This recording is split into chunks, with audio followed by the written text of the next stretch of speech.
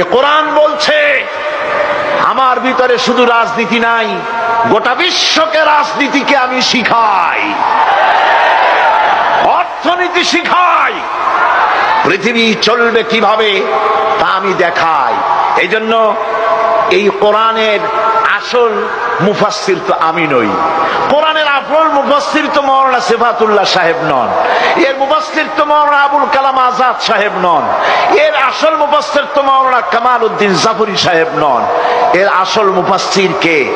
কোরআনের আসল মুফাসসির, genuine authentic interpreter, আল্লাহর পক্ষ থেকে নিয়োগ প্রাপ্ত মূল মুফাসসির যিনি, মূল তরজমানুল কোরআন, কোরআনের ভাষ্যকার যিনি, তিনি হচ্ছেন সর্বকালের সর্বযুগের সর্বশ্রেষ্ঠ মহামানব বিশ্বনবী জনাবে মুহাম্মদ রাসূলুল্লাহ সাল্লাল্লাহু আলাইহি ওয়াসাল্লাম।